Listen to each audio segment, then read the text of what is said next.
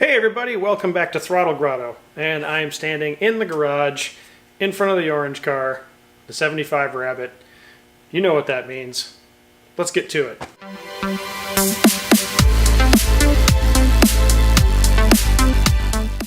Hey everybody, and welcome back to Throttle Grotto and to the 75 Rabbit. So the masses have spoken and I have listened. So I've decided that since it's starting to get cold, I need to hunker down and I need to get a bunch of stuff done on the Rabbit. Part of the delay on the Rabbit was I kind of got discouraged, kind of got overwhelmed with some of the stuff I needed to get done. And part of it is I just have automotive ADD. So I continually get distracted with other cool things I could be doing, when I have a cool thing I could be doing right here. So the plan is I'm definitely going to try to make this car run and drive before spring. I said that a year ago. I could probably go back and find it. But there's a lot of work to do on this car and to get it to run and drive. So I'm just going to start chipping away at it. There may be some rallycross build videos going in between time. But by and large, that car is mostly ready to go for what I'm going to do to it. A lot of stuff to do, but we're going to focus on the Rabbit at least over the winter and hopefully get this thing on the road, get some drives in it, and have some fun with it next summer. So one of the things that kind of threw me off the project a little bit is I was working on getting a clutch setup for this. So I actually went and bought, and it's still in the box, I bought a used setup from a guy, and it's the clutch cable, the manual clutch cable actuator setup. So it uses a Eurovan actuator and then a really long clutch cable that loops around in the engine compartment and it enters from the front to actuate the clutch with the mechanical pedal. And I was all set on using that, as you can tell, because it was in the car, which means obviously I was going to use it. But during the meantime, I got contacted by a company that makes a product that bolts in. Now, so one of the issues that we ran into is that neither of us, the people making the parts or myself, actually knew how deep the differences in this car go from like the Westmoreland cars, the 81 through 84 chassis, and even so much as the German cars from 76, late 76, early 77, all the way up to late 1980 when they switched over to US production. The biggest difference is that even the sheet metal underneath the dash is different on the 75 and 76 cars. So the Swallowtail cars are like, really, the more I get into them, the more I find that things are just different. And there's so many little nuances about these cars that are different that even myself wasn't aware of. So the company that contacted me about some parts is Fast Bunny Metalworks. And Fast Bunny makes some really, really nice stuff. I really like their product and how it attaches to the car. And when I went to install it, I ran into some issues that none of us, neither myself nor David from Fast Bunny Metalworks, could have predicted. So let me show you kind of like underneath the dash. I've already got the dash out. The dash has been out for a few months because I just took it out and set it on the Datsun and then got busy with other stuff. Let me show you some of the differences, and I'll even show you while the dash is out, the hang-up places if you need to take a dash out of one of these early cars so you don't break things that may not be broken if the dash hasn't been out before. So the first one is when you go to take the glove box out. Underneath the glove box, way up here in the corner, is a stud. And there should be probably a 10mm nut that threads onto that stud. And that attaches to, I don't have the glove box here to show you, but basically there's a little tab that slides over it like that and holds the glove box in place. So if you take that nut off before you pull the glove box out of the dash, you'll save yourself breaking that. The other one is right here. I've got a little 10mm nut sitting there, kind of waiting for it.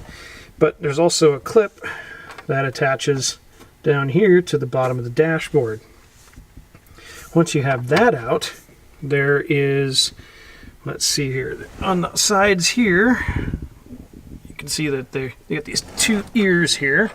And that duplicates also over here on the driver's side. Let's see here. And over here on the driver's side. So there'll be two either Phillips head screws or 10mm nuts that attach the dashboard there. The only other tricky part is when you pull, you have to pull the radio out. Once you pull the radio out, there is two Phillips head screws, and I don't think I can show you that on the heater control, but there's two Phillips head screws right inside the bezel for the heater control sliders. If you pull the heater slider, let's see here, if you pull a little faceplate off, you can see right here, there's one of them in my finger, and there's the other one over to the right there. Both of those will release the heater controls from the dash, and then down inside there, once you get that stuff out of the way, you'll see a Phillips head screw that the head of it points towards the passenger side of the car, and that will release the whole instrument cluster assembly from the dashboard. So if you try to pull it out before you get that off of there, you'll break either the cluster or part of the dash off getting it out. And then once you have the dash out, you're going to see all these weird brackets up underneath here that aren't in the later cars. We have this one here, which runs from the back mount on the steering column up to, it's not quite lined up because everything is in here just finger tight right now. But there's two 10mm nuts that hold this bracket to the cowl or to the firewall, and then the 13s down here that hold it to the steering column. And then this goofy floppy bracket, which is also held to the steering column with a couple of 13s. So, and then you also have your clip that goes over here on the driver's side of the steering column, and it's basically, so that is the clip that puts tension on that steering column and helps hold it in place inside this bracket here. And that goes in right over here. And they are a royal pain to install. So we're going to put a hydraulic clutch assembly in here, which means that it's going to mount underneath the dash. There's going to be a slave cylinder, which I have here in the box. This little guy here is going to mount up underneath the dash and be actuated by the factory clutch pedal.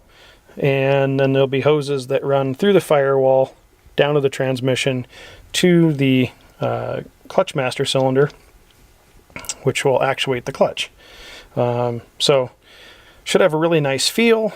Should keep some pressure off where the pedal cluster interacts with the firewall.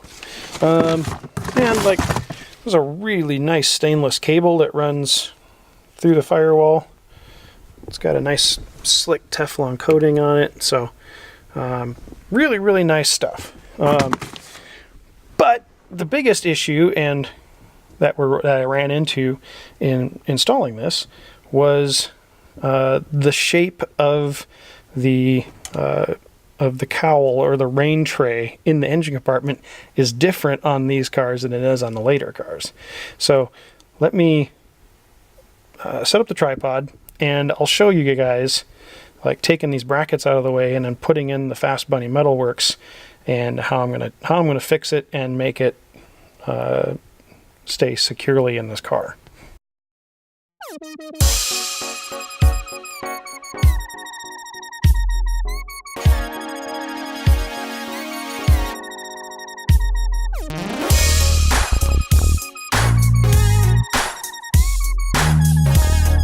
So The instructions say you can leave it in the car, but it was easier just to take the whole steering column out of the car because, let's see, this is the forward facing part, and here's where the switches are, and here's where your steering wheel mounts.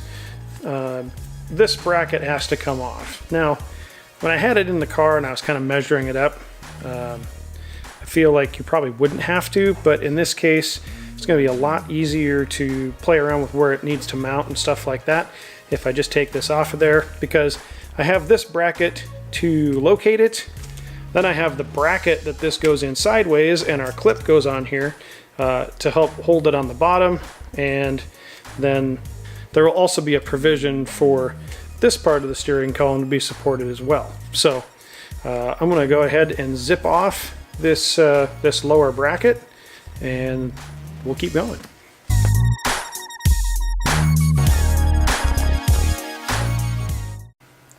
All right, before you guys get out your pitchforks and start screaming that I trashed a 1975 Rabbit steering column, it's not a 75 steering column. It's actually from probably an 84, 83, something like that, because you can tell because it has plastic stalks, and more importantly, there's 3 holes for screws. The swallowtail ones have 4. Another difference is the steering column switches.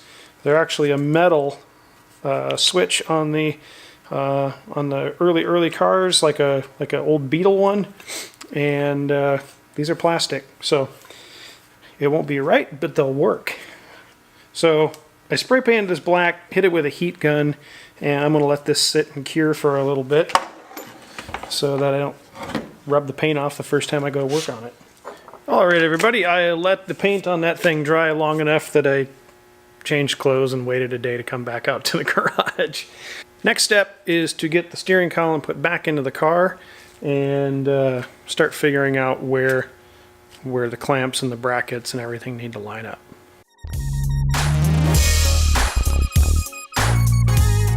Here. So you can see here, so it mounts flush against this bracket. I didn't want to take this bracket out. I wanted to leave it in as an additional support. I may regret that later, but we'll see. I want to have the steering column as snug and as tight as I can get it. So this is the part where the sheet metal difference in early versus late cars comes into play. The cowl in this car is shaped considerably different. The instructions that I got from Fast Bunny basically say that once you're at this point, you drill this piece is actually bent on the brackets that are designed for the later cars, and you drill up into the rain tray and bolt this to the rain tray, and that takes care of the problem. If you have an early or a late car. Early car, a little bit different. So I'm going to show you guys. Actually, I'm going to make the piece and then I'll show you what I made, because it'll be way quicker to do that. Because I know this video is already running a little bit longer than it needs to. But I kind of wanted to break things down and show you guys what I was doing.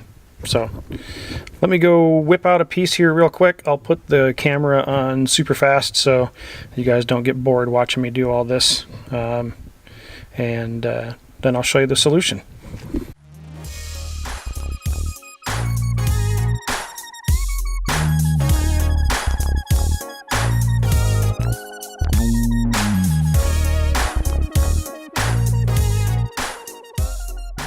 Alright, so I finished up the modifications to the bracket.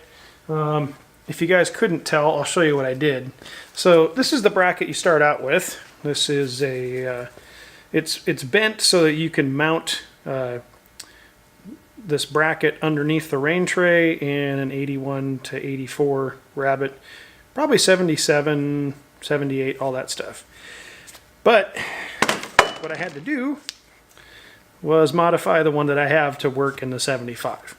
Now again, this is no fault of David's from Fast Bunny Metalworks. There's no way that you would have known that this wasn't going to fit. I didn't even know that the sheet metal around the cowl or on the rain tray was different on the early cars. So I got a piece of 3mm thick metal, welded it to the bracket, and I reinforced. You can see here where it's cut to make the bend. I decided that it was a little bit more wobbly than I wanted it to be, just because it doesn't need to bend. So I filled in a little bit with weld and drilled some holes for the top. So I gave it a couple holes so I can run nuts through it, or bolts through it, to attach it to the body. And this is pretty much ready to bolt in. So let's go do that. Alright, so the next thing that needs to happen is I need to modify the pedal cluster, and specifically the clutch pedal. On the early cars, if you look down here, there is a double tab here on the clutch pedal. So I need to take this off because this adapter needs to slide over the pedal, and it can't quite go down far enough with this bracket in the way. So I'm going to go ahead and zip that off real quick and grind it down, put a little paint on it, and then we'll put this adapter on and put the clutch pedal back in the car.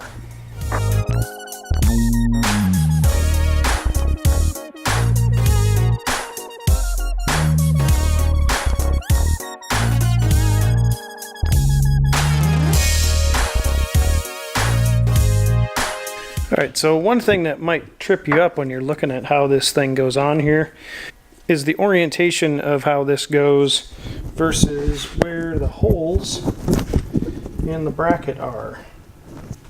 So what I figured out from reading the instructions is this piece slides over and locks in, so it's going to go where the hook is, not down to where the hole is. So if you feel like it needs to go further down, that's not the case. It's actually going to line up with where the former clutch cable hook is. So like that, and then there's a nut and bolt that go through there, and then this is ready to put back in the car. One other thing that I did when I was installing this on the pedal is I can't say for sure, but there might be a thickness difference between the early cars and the late cars on the actual pedal. So when I put this adapter on, it was wobbling back and forth a little bit. So all I did was I put a washer inside as I was sliding the bracket on, and then when I tightened it down, everything snugged up just fine. So I can't tell you exactly what thickness I used, but it was a pretty thin washer. It just needed a little bit of a shimming in there. So now this piece here is nice and solid, doesn't move around, and you can you probably can't see it all, but let's get the pedal back in the car and see where all this lines up at.